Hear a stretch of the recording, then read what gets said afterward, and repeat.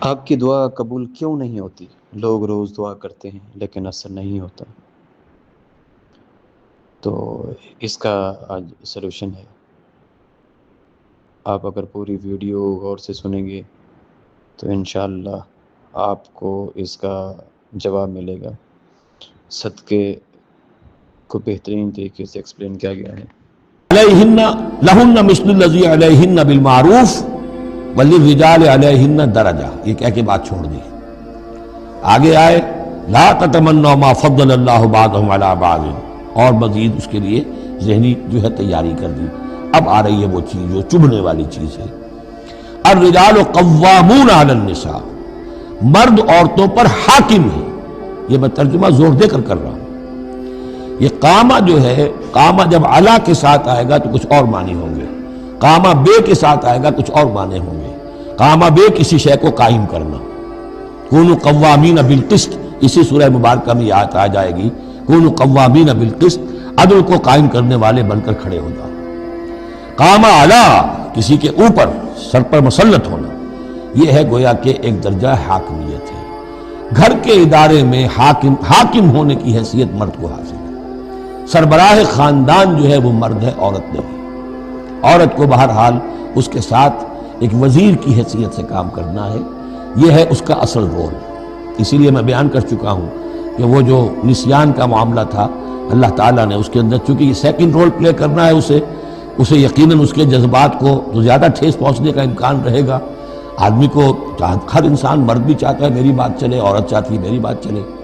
اب آخر کار کس کی بات چلے گی؟ یا تو دونوں کسی طریقے سے کسی مسئلے میں متفق ہو جائیں، اور عورت جو ہے بیوی اپنے شوہر کو دلیل سے، اپیل سے جس طرح قائل کر لے تو معاملہ ٹھیک ہو گیا۔ اب اگر نہیں ہو رہا معاملہ تو اب کس کی رائے چلے گی؟ مرد کی رائے چلے گی۔ تو کس کو اس سے ایک صدمہ پہنچے گا؟ عورت کو پہنچے گا۔ لیکن اس صدمے کا ہی جو ہے انفلوئنس، اس کو کم کرنے کے لیے سیفٹی والو، نسیان کا مادہ اللہ تعالیٰ نے عورت میں زیادہ رکھ دیا۔ اسی لیے پھر اس قانون شہادت کے اندر ایک مرد کی جگہ 2 عورتوں کو وہاں پر اس کا نصاب رکھا گیا۔ الرجال قوامون علی النساء بما فضل اللہ بعضهم علی بعض۔ اب یہ دوسری بات ہے کہ اگر وہ شوہر حاکم ہو کر ظلم کرتا ہے، ان کے حق ادا نہیں کرتا ہے، تو اللہ کے ہاں بڑی سخت پکڑ ہوگی۔ یہ تو دوسری بات ہے بالکل۔ لیکن یہ کہ جو قانون ہے اسلام کا وہ یہی ہے کہ یہ اختیار دیا گیا، اب آپ اس اختیار کا غلط استعمال کر رہے ہیں، آپ اس کو ظلم کا ذریعہ بنا رہے ہیں، تو اس کی سزا اللہ تعالیٰ کے ہاں آپ کو مل جائے گی۔ بما فضل اللہ بعضهم علی بعض، بسبب اس فضیلت کے جو اللہ نے بعض کو بعض پر دی ہے، تو بما انفقوا من اموالہم، اور بسبب اس کے کہ جو وہ خرچ کرتے ہیں اپنے مال۔ اب دیکھیے یہ خرچ کرنے کا معاملہ اسلام میں شادی سے شروع ہو گیا۔ شادی مرد کی بھی ضرورت ہے، عورت کی بھی ضرورت ہے، لیکن مرد مہر دیتا ہے، عورت مہر وصول کرتی ہے۔ تو جو خرچ کرنے والا ہے اب اس کی ایک حیثیت دوسری ہو گئی۔ پھر گھر میں اس کا نان نفقہ پورا جو ہے، اس کا خرچہ، اس کی ذمہ داری، اس کو سپورٹ کرنا شوہر کے اوپر ہے، تو اب وہ مال خرچ کر رہے ہیں۔ بما انفقوا من اموالہم، فالصالحات، تو نیک بیویاں کون ہیں؟ جو کہ ایک یوں سمجھیے قرآن کے نزدیک ایک عورت کا جو اچھا کردار ہونا چاہیے، ایک خاتون خانہ کی جو بہترین روش ہونی چاہیے، وہ یہاں 3 الفاظ میں آئی ہے۔ فالصالحات، نیک بیویاں قانتات، ایک تو فرما بردار ہوتی ہے، شوہروں کی فرما بردار۔ حافظات للغیب، غیب میں حفاظت کرنے والی ہیں۔ یعنی ظاہر بات ہے کہ مال ہے کسی کا تو گھر میں ہے، وہ تو کام پہ چلا گیا ہے، اب وہ کس کی حفاظت میں ہے؟ بیوی کی حفاظت میں ہے۔ اسی طرح اب بیوی کی جو عصمت ہے وہ در حقیقت مرد کی عزت ہے، اب وہ اس کی عزت کی حفاظت کرے اس کی غیر موجودگی میں۔ اسی طرح مرد کے راز ہوتے ہیں، سب سے زیادہ بڑھ کر جو ہے رازدان وہ تو بیوی ہوتی ہے۔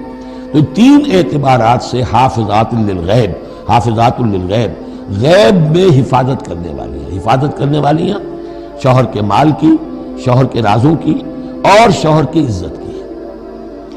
بما حفظ اللہ، اللہ کی حفاظت سے۔ حفاظت ہے تو اللہ کی، لیکن جیسے رازق اللہ ہے، لیکن کام تو انسان کو کرنا پڑتا ہے، رزق کمانا پڑتا ہے۔ واللاتی تخافون نشوزہن، اور وہ خواتین کے جن کے بارے میں تمہیں اندیشہ ہو جائے ان کے اندر سرکشی کا، ضد ہے، ہٹ دھرمی ہے، بات نہیں مان رہی ہے، اپنی بات منوانی ہے، کسی نہ کسی طریقے سے گھر کی فضا خراب کی ہوئی ہے، یہ ہے نشوز۔ ذہناً تسلیم نہ کرنا کہ میری حیثیت جو ہے وہ بہرحال شوہر کے تابع دار کی ہے.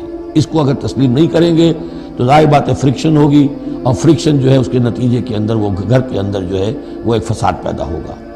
واللاتی تخافون نشوزہن فعظوہن، تو ان کو پہلے تو نصیحت کرو.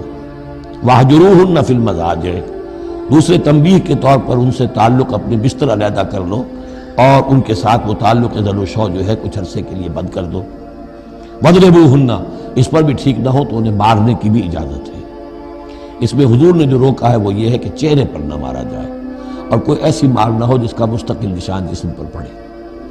اب یہ چیزیں اللہ کا کلام ہے، اس کے اندر جو ہے کوئی ہمارے لیے کوئی جھجک نہیں ہے. معاشرتی زندگی کو ٹھیک رکھنے کے لیے اس کی ضرورت پیش آئے تو وہ بھی کرنی ہوتی ہے. فَإِنْ أَطَعْنَكُمْ، پھر اگر وہ تمہاری اطاعت کریں، فَلَا تَبْغُوا عَلَيْهِنَّ سَبِيلًا، تو اب ان پر خام خواہ کی زیادتی کرنا، پچھلے غصے نکالنا، بار بار جو ہے وہ اپنے غصے کا اظہار کرنا، یہ بھی ٹھیک نہیں ہے. ان اللہ کان علیٰ کبیرہ، یقیناً اللہ تعالیٰ بہت بلند ہے، بہت بڑا ہے.